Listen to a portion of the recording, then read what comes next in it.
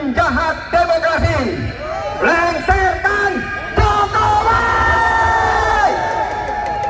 Pemberontak penimbangan, pecat ketua KPU RI, pecat ketua Bawaslu RI, pecat hakim MK RI, dan adil kita semua. Setuju? Tunggu saatnya. Selanjutnya saya serahkan kepada Yusuf Legur dan Dr. Legisan. Silakan.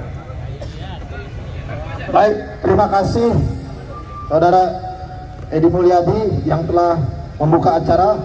Selanjutnya Bapak-Bapak, Ibu-Ibu, di atas makom ada Bapak Haji Mursalin, Bapak Legisan, dan saya sendiri Yusuf Legur.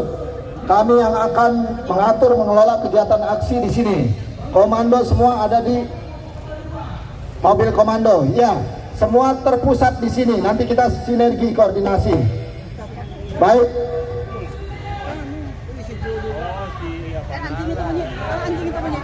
Sudah Bang Jul, tenang. Jangan emosi, tenang. Kawan-kawan kita mainnya satu-satu, oke? Semangat. Cocok. Hidup rakyat! Masih semangat! Nih ya kawan-kawan, inilah anjingnya KPU. Tahu anjingnya KPU? Rakyat mau datang, nengok dia dikasih tembok. Kan babi kayak gini kan? Babi nggak kayak gini? Kalau kita bawa uang, anjing-anjing di dalam, muka nih nggak ada tembok-tembok. Udah ada tembok. Inilah babi itu mereka tengok. Rakyat dihalangi datang. KPU milik siapa? Milik Jokowi. KPU milik Jokowi. Bukan kan? KPU milik rakyat kan? Hari ini pemilik KPU datang, tapi anjingnya KPU, babinya KPU, binatangnya KPU malah menghalangi rakyat yang datang dengan tembok. Kan biadab kayak gini kan? Biadab nggak?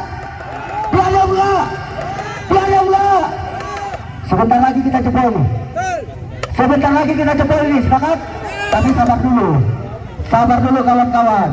Sabar dulu, kita belum panas. Tolong Bang, data-data yang mau naik motor. Baik, saudara-saudara, kami sejatinya sudah menyusun acara jadwal, termasuk nanti siapa yang hadir, kita urut. Untuk Bang Jul, tolong dibuat daftar yang mau orasi, nanti kita sesuaikan biar teratur satu komando ya. Kita bukan lawan di sini Bang Jul, ingat ya, kita kawan seperjuangan. Ikut aturan ya. Saya minta tolong ingat aturan ya. Baik, kita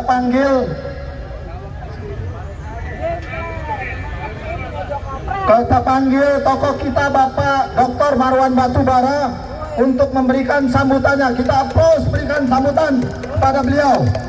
Terima kasih.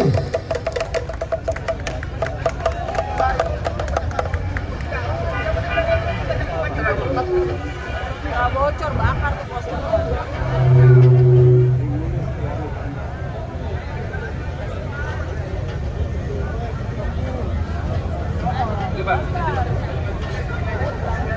Bakar tuh bocor, ngapain dia? Sok menang dari mana lu?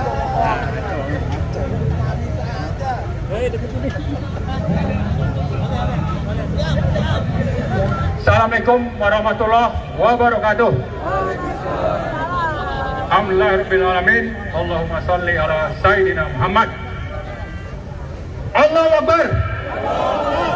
Merdeka.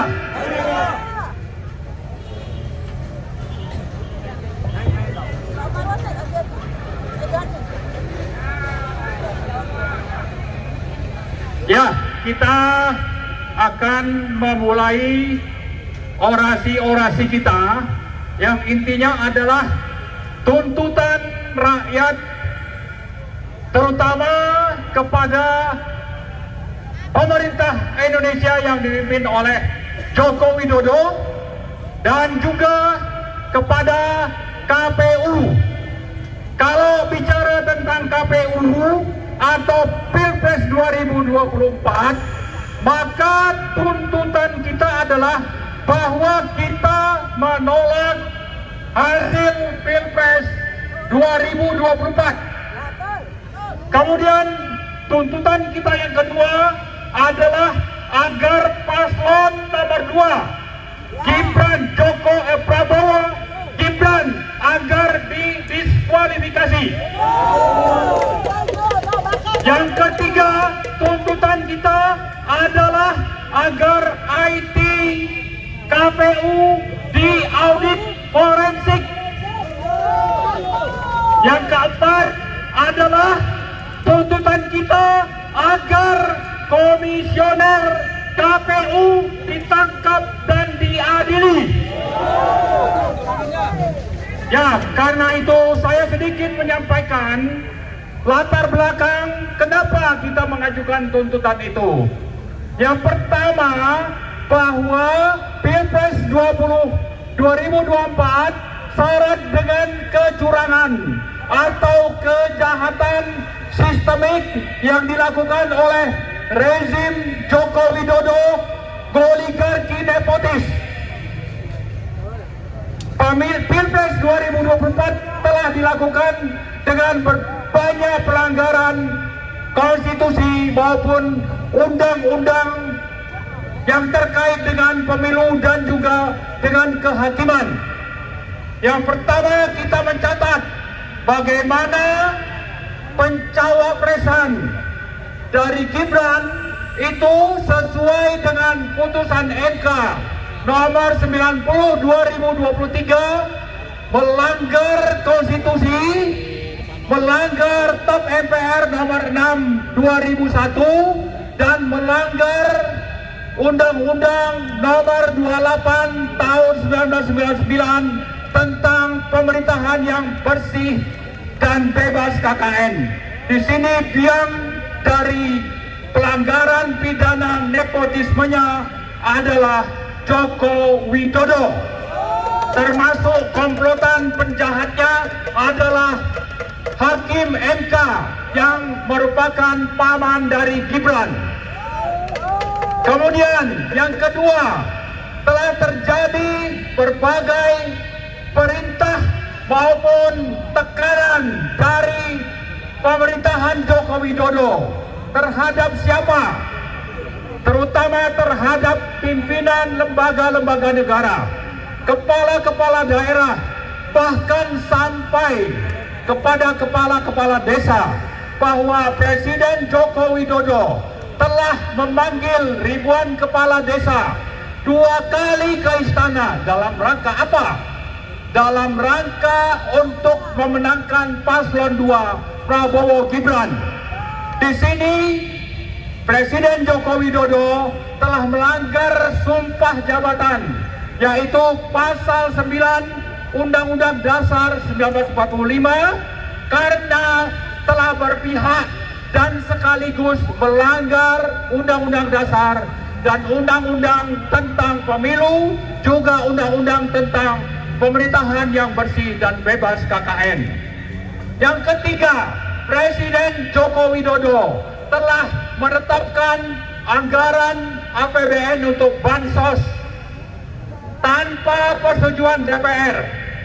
Hal ini merupakan pelanggaran terhadap pasal 23 Undang-Undang Dasar 1945, dan sangat banyak lagi sebetulnya pelanggaran dari Presiden Joko Widodo. Sehingga kenapa kita menuntut agar hasil Pilpres dibatalkan, itu karena diawali dengan berbagai kejahatan, sehingga apa yang menjadi output pemilu itu adalah sampah yang tidak akan perlu kita pedulikan jika seandainya KPU tetap mengeluarkan pemenang Pilpres 02 tanpa peduli bahwa penetapan itu melanggar sekian banyak undang-undang, dan itu dilakukan dengan politik kekuasaan, intervensi dan sebagainya, termasuk juga sikap dari Presiden Jokowi menyandra sejumlah pimpinan partai, kepala daerah, sampai kepada kepala-kepala desa ikut disandra dalam rangka untuk memenangkan 02. Karena itu, kembali saya ingatkan bahwa hasil perhitungan Pilpres 2024 tidak akan kami akui, karena yang masuk sampah maka yang keluar juga sampah, sehingga wajar untuk kita tolak. Yang terakhir, kita ingatkan KPU, kenapa seluruh pimpinan KPU harus ditangkap? Karena mereka terlibat dalam kejahatan menetapkan Gibran sebagai cawapres, padahal DKPP sudah menyatakan bahwa seluruh komisioner KPU melanggar peraturan tentang pemilu dan bahwa mereka sudah melakukan pelanggaran etika berat. Etika berat itu artinya bahwa kalau melanggar etika maka apa yang ditetapkan oleh KPU adalah juga tidak berlaku. Sehingga dengan demikian, jika KPU tetap menetapkan Gibran sebagai cawapres, maka KPU kembali lagi mengulangi pelanggaran etika, dan untuk itu maka seperti yang sudah kita sampaikan tadi, tuntutan keempat agar pimpinan KPU ditangkap dan dipenjarakan. Alasannya adalah demikian dan itu valid, dan ini adalah negara hukum, maka kita tuntut agar penegak hukum untuk segera menangkap dan memenjarakan pimpinan KPU.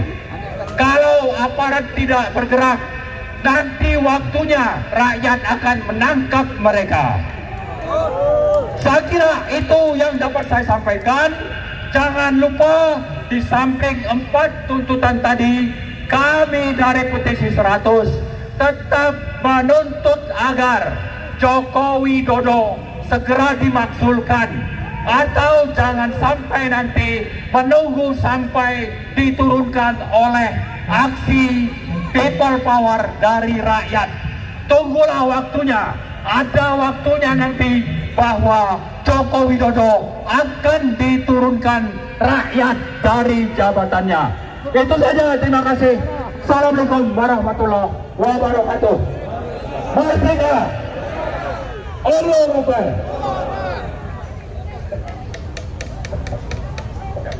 Terima kasih Pak Dr. Marwan Batubara. Mudah-mudahan apa yang menjadi spirit dia mampu membangkitkan mental kita, semangat kita untuk tetap berjuang hari ini.